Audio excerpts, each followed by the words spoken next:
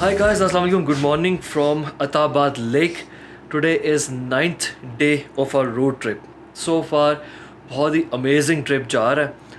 अताबाद पे बड़ी ज़बरदस्त सुबह हुई है और सनलाइट गुलमत में 10 साढ़े 10 बजे सनलाइट होती थी, यहाँ पे 12:30 बजे। तो भाई गुलमत गिलगित गुलकिन तो मैं आपको बहुत सुना चुका हूँ। आज मैं आपके साथ अपना लेक्सस ग्रैंड का एक्सपीरियंस शेयर करता हूँ। How did it go. मेरे नज़दीक किसी भी जगह पे रहने के एक्सपीरियंस को रेट करने के लिए इन पैरामीटर्स को फॉलो करना ज़रूरी है। तो जहाँ तक बात है क्वालिटी की, quality is good. Construction, furniture, material सब मजबूत है। डेकोर जो है वो भी मुनासिब है, गोज अलॉन्ग वेल। और जहाँ तक बात है लोकेशन और व्यूज़ की, वो तो आप लोग देख ही चुके हो। अताबाद लेक इटसेल्फ एक वर्ल्ड क्लास किस्म का नज़ारा पेश करती है और ऐसी एग्जॉटिक लोकेशन के ऊपर 3 to 4 स्टार लेवल की सर्विस प्रोवाइड करना I think is a great initiative. ये तो थी यहाँ तक की बात, लेकिन अगले 2 पॉइंट्स में थोड़ी सी डाउन साइड है, सर्विस और फूड। सर्विस में यह है कि स्टाफ का बिहेवियर और attitude is not up to the mark of this place. इंतहाई दरमियाने से दर्जे का। I think they should be more well trained. और इसके अलावा जगह को मेंटेन करना, साफ सुथरा रखना, वो भी सर्विस में इंक्लूड होता है, क्योंकि बनाने वाले ने तो ये जगह बहुत खूबसूरत बना दी,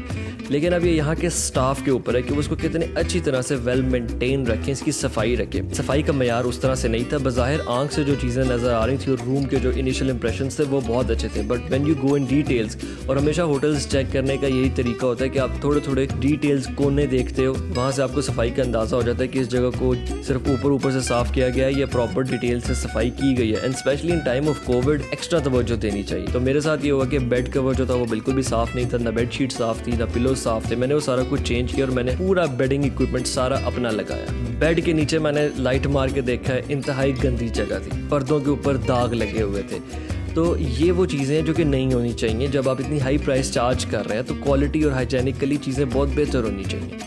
और फिर आता फूड का एक्सपीरियंस, जो कि मेरा इंतहाई मिला जुला सा था। मैंने 2 चीज़ें ऑर्डर की थी, एक इंतहाई अमेजिंग थी जिसकी वजह से मैं फूड को बहुत अच्छा रैंक करूँगा, लेकिन फ्राइड बर्गर जो कि मेरा दूसरा आइटम था वो इंतहाई आई वुड से कि क्या गुजरा था। वो इतना ठंडा और सख्त था कि एक इंसान उसको चबा के शायद खा भी नहीं सकता। डैट इज़ राइट कि मैं बहुत ठंडे वेदर में वहाँ गया था, लेकिन अगर एक चीज़ किचन से बन के किसी को सर्व की जा रही है तो सर्व करने वाले को इतना तो नज़र आना चाहिए ना कि यार वो है क्या। But the place is good and it's worth staying there. I am sure कि जो एरर्स हैं वो रेक्टिफाई किए जाएंगे।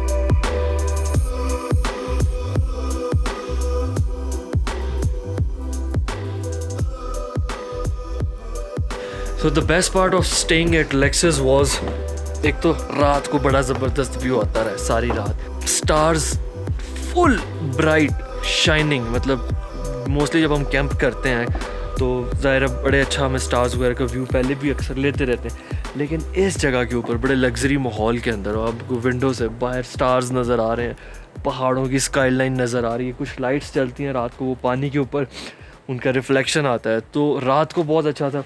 फिर जब सुबह सनराइज़ हुआ है, मैंने अलार्म लगाया हुआ था, I wanted to make time lapse. मैं उठा हूँ, वो खूबसूरत नज़ारा मैंने सिर्फ बेड से बैठ के देखा, इतने मज़े की नींद आ रही थी, मेरे अंदर हिम्मत नहीं हुई कि मैं उठ के कैमरा लगा लूँ और टाइम लैप्स बना लूँ, लेकिन बनता तो बहुत अच्छा बनता। Alright guys, so we are about to leave this place and I enjoyed this stay.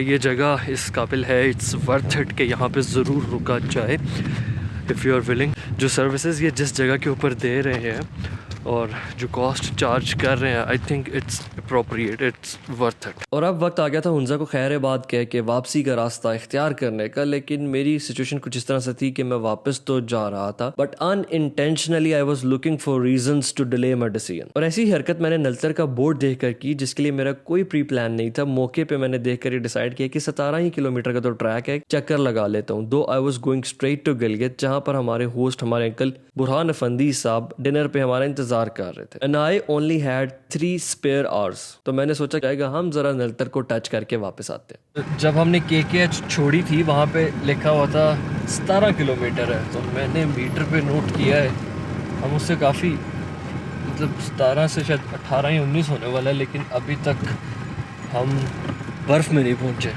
और रास्ता जो है काफ़ी ख़राब है, इस तरह का रास्ता है तो कोई मुश्किल ऑफ रोड ट्रैक नहीं है, ये है कि पत्थर है, काफ़ी ज़्यादा पत्थर है।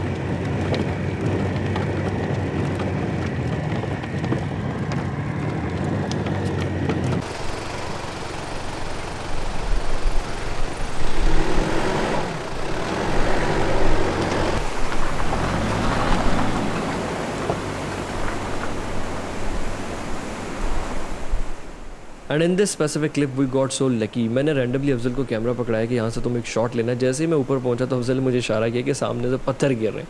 तो ट्रैक पे हमारी गाड़ी के सामने वाले हिस्से पे भी पत्थर गिर रहे थे और ट्रैक के पिछले हिस्से पे भी पत्थर गिर रहे थे। And we were in middle, और अल्लाह का शुक्र है कि बर वक्त हमने वो पत्थर स्पॉट कर लिए गिरते हुए, और ये तो अल्लाह की मेहरबानी कि हम बच के, इसमें हमारा क्या कमाल। बट अल्हम्दुलिल्लाह वी गॉट सेफ। तो अब रास्ता थोड़ा सा मज़ेदार होने लग गया, थोड़ा सा थ्रिल आया। 4 व्हील ड्राइव जब ऑन हुआ है, स्नो भी आ गई है, रास्ता थोड़ा ट्रैक थोड़ा सा कीला भी है, कहीं से आइसी है। It took us 2 hours from KKH to अभी इस पॉइंट पे जहाँ पे अभी हम शायद स्की वाले रिजॉर्ट के करीब पहुँचे नहीं है अभी। नलतर का रास्ता फ़िलहाल अंडर कंस्ट्रक्शन है, जो कि आने वाले वक्त में शायद अच्छा बन जाएगा, लेकिन इस वक्त ट्रैक की कंडीशन काफ़ी ख़राब थी। It was quite bumpy which I don't mind, लेकिन आज क्योंकि मेरे पास वक्त बहुत लिमिटेड था और सनलाइट ख़त्म हुई जा रही थी, मुझे ये समझ नहीं आ रही थी कि मैंने यहाँ जाने का फैसला किया ही क्यों। बट स्टिल एक अनकैलकुलेटेड से मूड की वजह से आई वॉज इन मिडल, ना मैं इंजॉय कर रहा था और ना मैं बोर हो रहा था, तो एक दरमियानी सी फीलिंग थी। और गाइस, तो इस तरह है कि यहाँ से आगे स्नो काफ़ी ज़्यादा है और हमने गलती की कि हम थोड़ा लेट आए और ऐसे प्री प्लान करके नहीं आए, तो 5 बज गए, 6 बजे अंधेरा हो जाता है। ये पीछे रास्ता देखें, वो ट्रैक है जहाँ से हमने ऊपर जाना है। फुली स्नो कवर्ड है, बहुत ज़्यादा स्नो है। अभी मेरे पास जो चेन्स हैं वो प्लास्टिक की है, उन्हें लगाने में भी बड़ा टाइम लगेगा, तो मैंने यहाँ से स्टील की चेन्स ली हैं और वो भी बस लगा देगा गाड़ी के ऊपर, तो वापसी पे हम उसे वापस कर देंगे। देन एट दिस मोमेंट मैंने पूरी सिचुएशन को रिकैलकुलेट किया। सनलाइट के कोई 40 से 50 मिनट रह गए थे, जिसके बाद कोई चीज़ नज़र आने वाली तो थी नहीं। स्नो चेन्स लगाने वाले भाई ने मुझे कहा था कि 5 से 10 मिनट में चारों टायर्स पे लग जाएंगे, जबकि एक टायर पे लगाने में 7 से 8 मिनट लगे। तो 25 मिनट लगाने के और 25 मिनट उतारने की तो यही बन जाते हैं। गिलगित में हर हाल में 7:30 बजे तक डिनर पे पहुंचना था, because it's really unethical to make your host wait. Lastly मेरा डीजल बहुत कम रह गया था, पिछले 3 फ्यूल स्टेशन से मुझे डीजल नहीं मिल सका।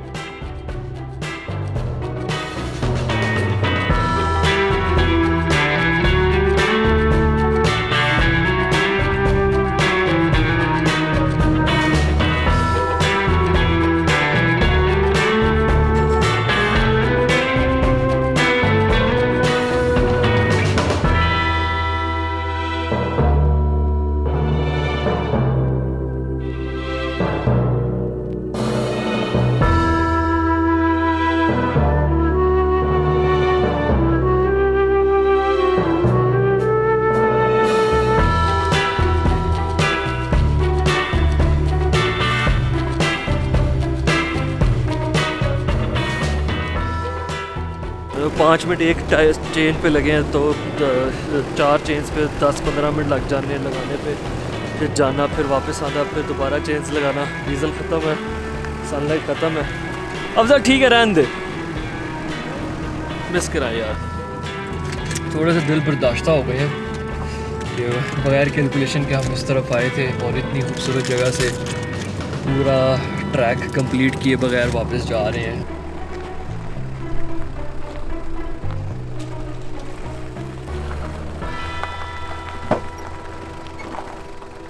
And then we rushed back to Gilgit, had an amazing time spent with our host family, and next morning we left Gilgit again.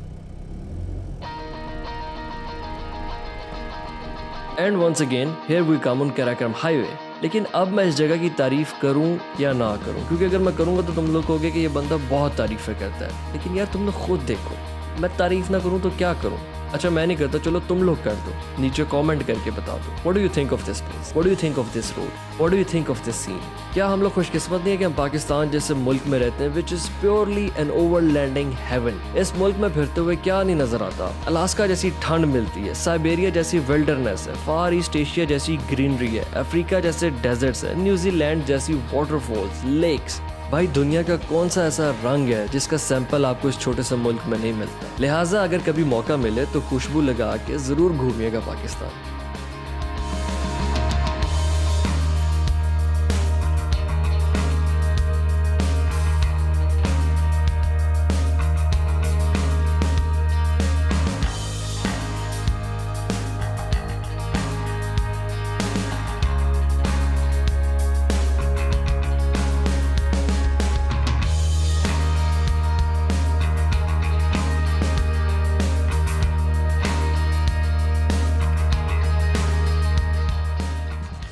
Moving forward, I had an unwanted pullover in Chilas and eventually decided to stay here for the night. तो हम लोग गिलगित से निकले 12:30 बजे और गिलगित शहर को छोड़ते हुए 1 बज गया। रास्ते में 1 घंटा एक और जगह पे रुकना पड़ गया क्योंकि कंस्ट्रक्शन हो रही है, तो रोड ब्लॉक थी लैंडस्लाइडिंग की वजह से। करते कराते 4 बजे चिल्लास पहुँचे। भूख लगी हुई थी, वॉशरूम चाहिए था, तो मैंने सोचा कि यार हम ऑलरेडी स्पीड काफ़ी स्लो है, लेट है, रात के टाइम पे जो कोहिस्तान का ट्रैवल है that is not recommended at all. Kohistan के बारे में मैं किसी दिन आपको डिटेल से इंट्रोडक्शन दूंगा कि कोहिस्तान कहते किस इलाके को और क्यों कहते हैं। तो खैर वहाँ पे अब रात को ट्रैवल नहीं कर सकते थे, 4 यहाँ पे बज गए, 2 घंटे बाद मगरिब थी, तो मैंने सोचा कि हम यहाँ पे स्टे करते हैं। और दिस इज़ शंग्रीला होटल, जो कि शंग्रीला रिज़ॉर्ट स्कर्दू वाला है, उन्हीं का यहाँ पे चिल्लास के अंदर होटल है। ये होटल काफ़ी पुराना बना हुआ है और बहुत अच्छी बात यह है कि ये अभी तक अपनी असली हालत में मेंटेन्ड है। 2 तरह के रूम है, एक डिलक्स रूम है, एक वीआईपी रूम है। तो इनका जो वीआईपी रूम होता है वो थोड़ा सा ट्रेडिशनल स्टाइल का बना होता है, अंदर मड का इंटीरियर है, साथ उसके फर्नीचर होता है, तो मैंने वो वीआईपी वाला लिया है ज़रा थोड़ी फील लेने के लिए। This is a good option हो रहा है। ये है रूम का इंटीरियर जो कि बड़ा ही यूनिक किस्म का, कल्चरल किस्म का बना हुआ है, मड के साथ, टाइल्स के साथ इसकी मिलके कंस्ट्रक्शन हुई है और छोटी छोटी जो एंटीक्स चीज़ें हैं ना, डिटेल बड़ी वो अच्छी है। सबसे अच्छी बात यह है कि रूम की सफाई बहुत अच्छी है और बहुत वेल मेंटेन। रूम का डिज़ाइन ऐसा है कि कहीं से ओवर भी नहीं लग रहा और कहीं से जो बहुत ज़्यादा एक्स्ट्रा मिनिमलिस्टिक भी नहीं, दरमियान में ये वुडन चेयर और इस तरह की छोटी छोटी चीज़ें जो है बिल्कुल अपनी जगह पे हर चीज़ फिट बैठी हुई है। इसका जो वॉशरूम है वो भी बहुत ज़बरदस्त है, स्टोन के साथ इसका सारा इंटीरियर बना हुआ है और ऊपर वही मड जैसी लुक दी हुई है सीलिंग को और वॉल को। इसका इंटीरियर जो है वो पीटीडीसी के वॉशरूम्स, जैसे पीटीडीसी के काफ़ी वॉशरूम्स होते थे, उनके कॉटेजेस बने होते थे इस तरह से स्टोन की वॉल्स के साथ और फ्लोर्स के साथ, बड़े मज़े की लुक देता है ये भी। और इस जगह पे मेरा रूम है, यहाँ से हम वॉक करके के नीचे आए, यहाँ पे एक गार्डन है बैठने के लिए, टेरेस गार्डन, और यहाँ से रास्ता नीचे तक जाता है। यहाँ पे डिफरेंट फ्लोर्स पे डिफरेंट चीज़ें बनी हुई हैं, वो दरिया है, वहाँ तक रास्ता जाता है। नीचे भी वीआईपी रूम्स हैं, लेकिन उनके अंदर मसला ये है कि वो अभी पूरी तरह से ओपन नहीं है इस वक्त, क्योंकि सीज़न बंद होता है, तो उनके अंदर गर्म पानी का इंतज़ाम नहीं था, और इसलिए मुझे कोई व्यूज़ ज़्यादा नहीं चाहिए। मैंने काफ़ी दिनों से काफ़ी अच्छे अच्छे व्यूज़ ले लिए हैं। तो यार ये एक्सपीरियंस तो था अब तक का इस होटल का, जो कि बहुत अच्छा जा रहा था, लेकिन रात को ये एक्सपीरियंस टोटली ऑपोजिट हो गया था, और उसको अब अगले व्लॉग में डाल दूंगा। ऑलरेडी वीडियो इंतहाई लंबी हो गई है।